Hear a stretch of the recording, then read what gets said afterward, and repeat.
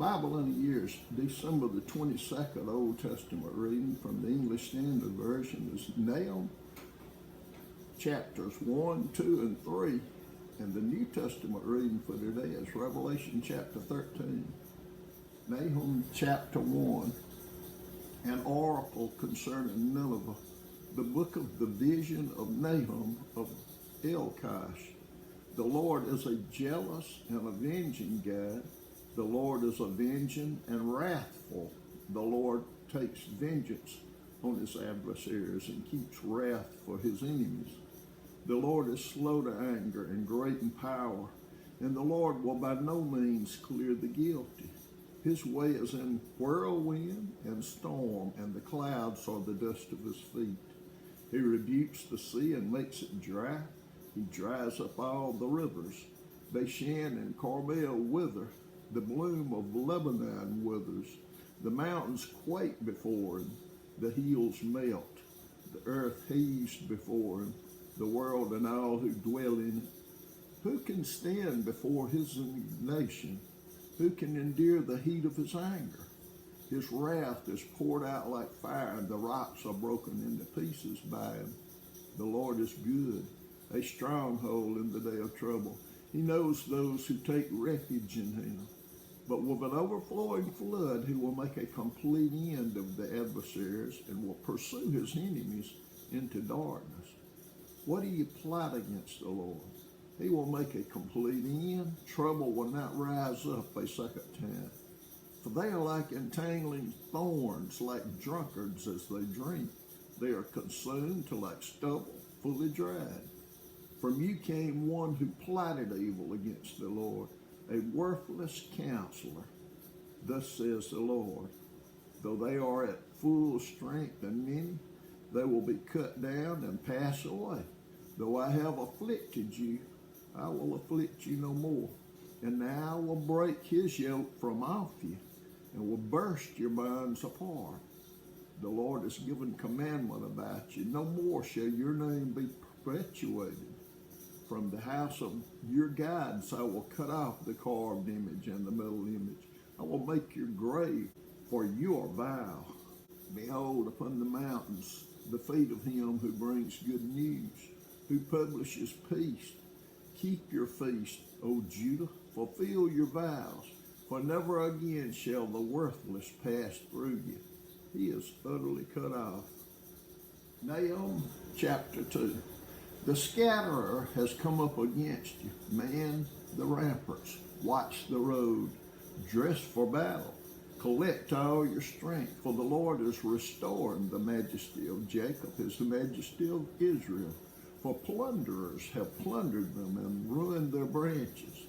The shield of his mighty men is red. His soldiers are clothed in scarlet. The chariots come with flashing metal on the day he musters them. The cypress spears are brandished.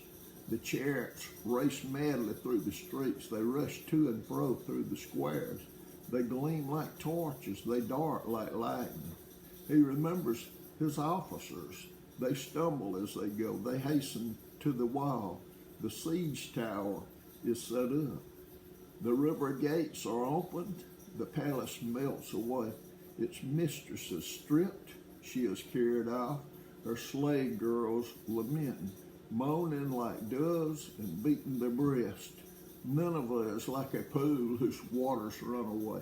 Halt, halt, they cry, but none turns back. Plunder the silver, plunder the gold. There is no end of the treasure of the wealth of all precious things. Desolate, desolation and ruin, hearts melt and knees tremble, anguishes in all loins, all faces grow pale. Where is the lion's den, the feeding place of the young lions, where the lion and lioness went, where his cubs were with none to disturb? The lion tore enough for his cubs and strangled prey for his lionesses. He filled his caves with prey and his dens with torn flesh. Behold, I am against you, declares the Lord of hosts, and I will burn your chariots in smoke, and the sword shall devour your young lions. I will cut off your prey from the earth, and the voice of your messengers shall no longer be heard. Nahum chapter 3. Woe to the bloody city, all full of lies and plunder, no end to the prey.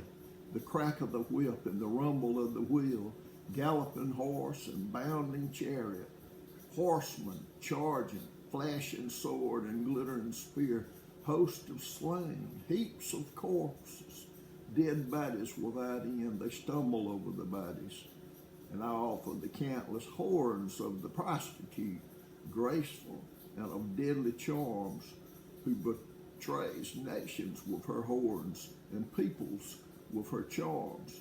Behold, I am against you, declares the Lord of hosts, and will lift up your skirt over your face, and I will make nations look at your nakedness and kingdoms at your shame.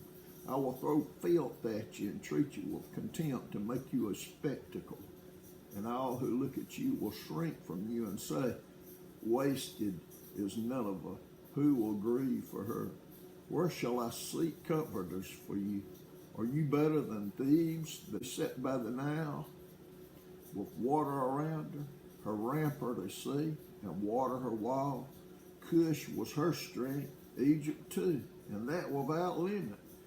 Put and the Libyans were her helpers, yet she became an exile. She went into captivity. Her infants were dashed in pieces at the head of every street. For her honored men lights were cast, and all her great men were bound in chains.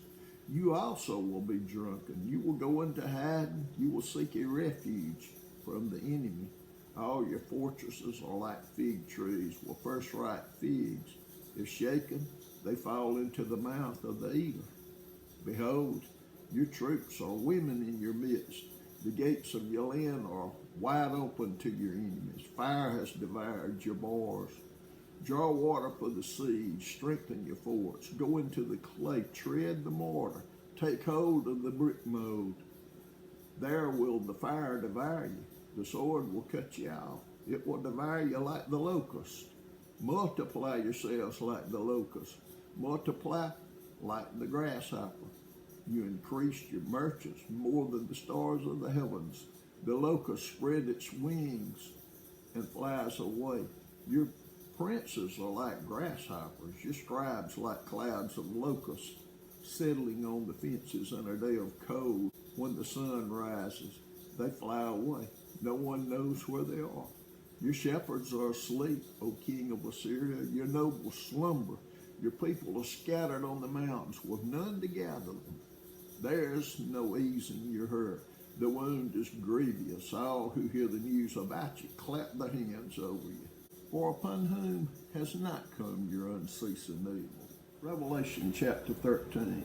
And I saw a beast rising out of the sea with 10 horns and 7 heads, with 10 diadems on its horns and blasphemous names on its heads. And the beast that I saw was like a leopard. Its feet were like a bear's, and its mouth was like a lion's mouth. And to it the dragon gave his power and his throne and great authority. One of the heads seemed to have a mortal wound, but its mortal wound was healed. And the whole earth marveled as they followed the beast. And they worshiped the dragon, for he had given his authority to the beast.